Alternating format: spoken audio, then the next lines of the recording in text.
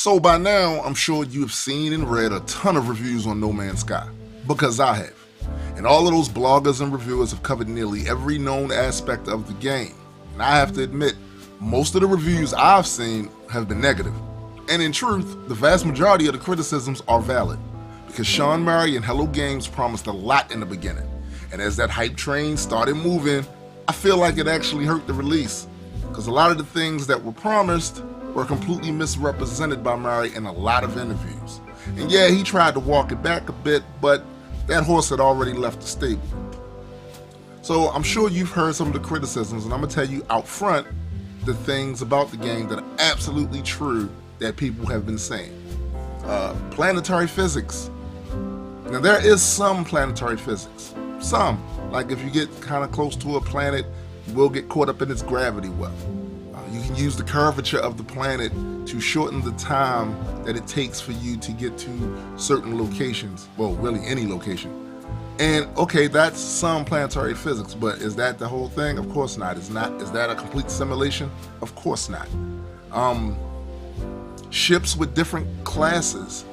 You know, most of the ships in here are basically the same. Yeah, the design is different, and they may have more or less slots which allow for upgrades and for storage and inventory, but for the most part, they're pretty much the same. They all pretty much work the same. They have the same basic stuff. So yeah, that was a bit disappointing. I wanted to see more diversity in the ships. Now, even the different aliens that you run into, it's not really a whole lot of different ones. Things like 3 or 4 different races.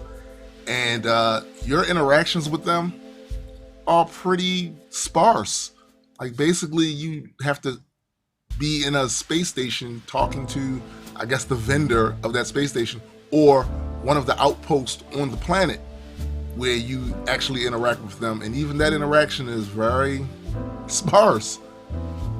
Space stations and fleet destruction. Now, gotta say, I remember the interview where Sean Murray said it's possible for you to destroy the space station and destroy the fleets. And actually, that's not possible. Like, you can do damage to some of the ships and steal their cargo, but that's not the same as wholesale destruction. And there are no large fleets. These fleets are very small. You may have 5 ships, 5 big ships, and that's it. Hardly a fleet that's worthy of consideration, especially in a sci-fi based game. And there are no large-scale battles. Yes, I have fought pirates. Yes, indeed. But usually what's like 8, you might come across 8 of them. You know, they might scan your ship and see that you have precious cargo. So then they go and they attack you for it. And I've pretty much laid waste to them. I've only been killed one time on this game. Ringed planets. Now, yes, this is supposed to be 18 quintillion planets. But so far, I haven't seen any ringed planets. I'm not saying that they aren't there. I don't even know if he's even stated that they aren't there. Maybe I missed that. But I haven't seen any ringed planets. To me, that's not a deal breaker. But yeah, that's something to throw into the pile. The creatures that you run into, they pretty much have the same thing going on. You have some that are violent, some that are timid, some that are hunters, some that just don't give a damn one way or another what you do, and you can feed them. But pretty much that's the basic thing with these creatures. It's not really that much going on with them. And you know, there are some structures on the planet. They're just not particularly large or anything of that sort. There are no major civilizations, but in their defense, I don't ever recall hearing Sean Murray claim that they would be these huge civilizations, you know, sprung up all throughout the universe. And he did specifically say this is not Star Citizen. So a lot of the comparisons to Star Citizen, I don't feel to be a fair assessment, because that's not what the game was aiming for at all. And of course, the multiplayer. I mean, yes, he has tried to walk that back too, but there are documented videos and interviews where Sean Murray claimed that there would be some form of multiplayer. At the very least, if you manage to get to the same planet that one of your friends was already on, and somehow you figured out how to locate each other and got the logistics of that correct. According to Sean Murray, originally it would be possible for you to see each other, and we all have seen that that is just not the case. And other people I know have complained about the repetition of the constant grinding for resources and all of that. And I have to add too that the game has crashed on me numerous times. So as I said when I started this review, I completely agree and have seen for myself the many flaws in this game. But you know what? Despite all of that, I still enjoy playing it. I know. You're asking how could that be? But it's really rather simple, actually. From a purely subjective perspective, I find this game to be fun to play.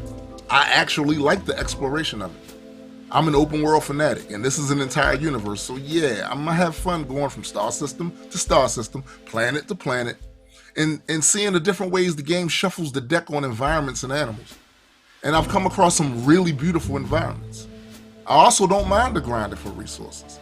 So since I enjoy the game, I'm willing to wait and see what sort of patches and DLC will pop up. If the customer service is shitty and they don't answer the needs of the people that are playing the game and have supported the game, then yeah, that's when I'll pretty much write off the game. But right now, I enjoy playing it. They've already released one patch that has definitely helped the stability, at least from my experience with the game. It's helped the stability of it. It doesn't crash anymore for me, at least it hasn't yet. And they're supposed to release another patch next week that's supposed to address other errors and issues with the game. So I'm willing to take a wait and see. But as far as me recommending this game to other people to get, I would have to say I have a very limited recommendation, because if you like this sort of game, then yeah, you're probably going to enjoy this. But this game will not be for everyone, because it's not action-packed. It's a walk in the park. It's a Sunday drive, so to speak, as far as experience. Yeah, there are experiences in the game that rev up the adrenaline a bit, but there's nothing in this game that's going to match a Tomb Raider type of game or Uncharted sort of thing. None of that is happening there, at least not yet. And I don't know what kind of new features can be added, with the updates and the DLC. I don't know what they're going to do, but I'm willing to take a wait and see. We'll see. So no, I can't recommend it for everyone. Just go pick the game up and have fun with it. But I would say try it out. If you don't like it, take it back. If you don't like it, try to get a refund.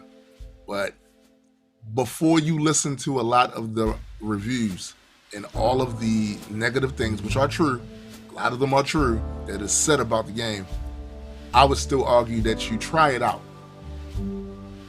and then form your own conclusion.